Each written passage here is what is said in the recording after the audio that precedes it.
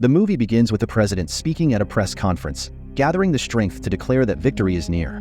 He thinks about the disorder his decisions have caused. Trying to conceal his discomfort, he brags about striking a major blow to Western forces, with some saying it is the greatest win in history.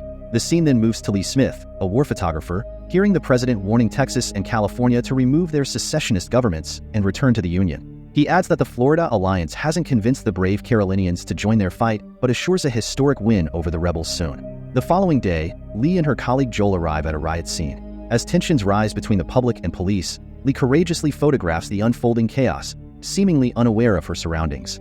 Amidst the turmoil, another young war photographer, Jesse Collins, is struck in the face. Witnessing Jesse's distress, Lee swiftly comes to her aid, offering her own Kevlar vest.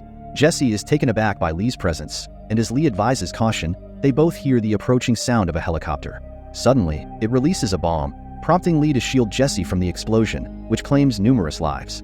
After the chaos subsides, Jesse regains her composure and notices Lee amidst the wreckage, capturing images of the fallen.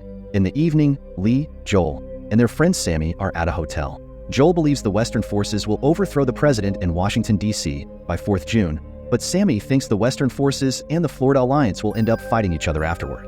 When Sammy inquires about their plans, he is surprised to learn that Lee and Joel are going to D.C. He calls it a suicide mission, but Joel remains hopeful, noting the president hasn't given an interview in over 14 months. Their interview could be his final report. Though scared, Sammy shares the safest route, confessing he had thought about it himself. Lee and Joel look concerned hearing this, but Sammy clarifies that he plans to go to the front line in Charlottesville. Lee and Joel don't want to bring an older man with them, so Lee excuses herself and leaves. The next morning, Lee goes to her car and finds Jesse inside. She talks to Joel about it, and he reminds her that she allowed an older man to come along. He also notes that Lee was young when she started war photography and that everyone needs a beginning. Lee agrees to let Jesse join with them. They continue their trip and stop at a gas station, where they meet 3 armed men.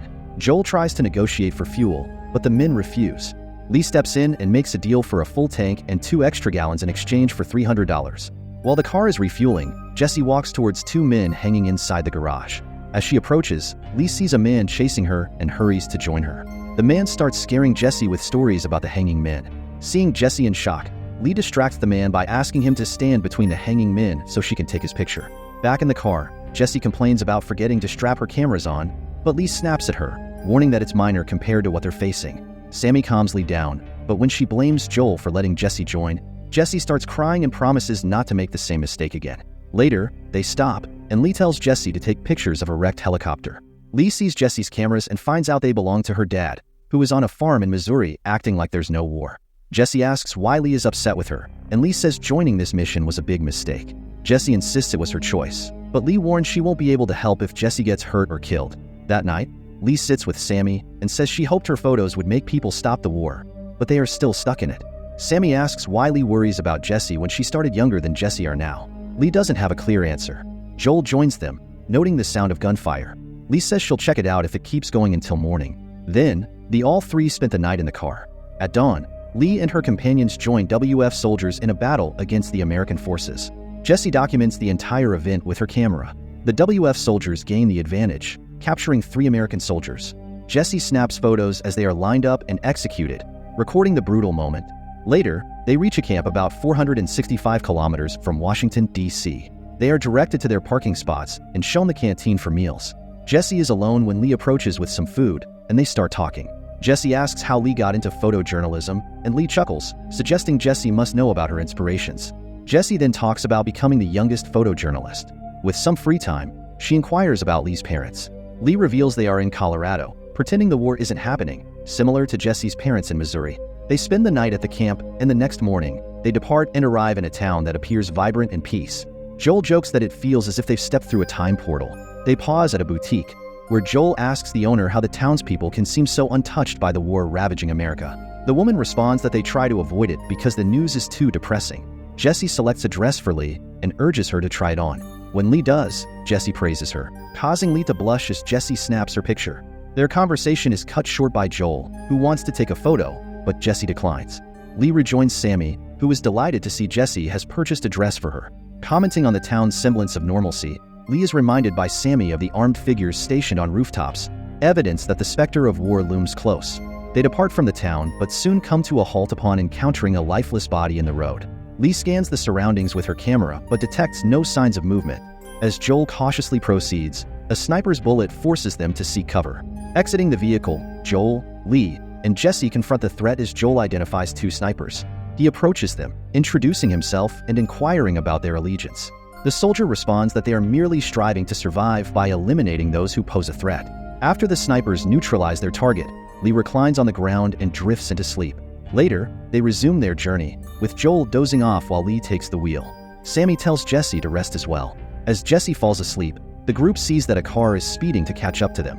Fearing the worst, they are surprised that it's Joel's reporter friends from Hong Kong, Tony and Bohai. Tony climbs in through the window of the group's van for fun, and Jesse does the same going into Tony's car with Bohai. They drive further up until the other journalists see that the other car has stopped with both doors open. They find themselves confronted by loyalist gunmen who have been murdering people passing by and dumping them into shallow graves.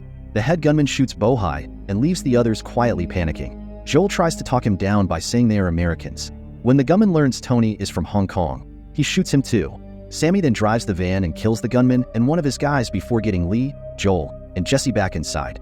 One remaining gunman opens fire at them as they drive away. After driving a short distance, Sammy stops the car, revealing he's been shot. The atmosphere turns melancholic as they drive, with Sammy's condition worsening by the moment. Sammy passes away before they reach the Charlottesville base, leaving Joel devastated. After their arrival at the base, they bury Sammy with the rest of the martyrs. The group meets with a British reporter named Anya. They learn that some loyalist generals have surrendered, making their sacrifices, including Sammy's death, seem pointless.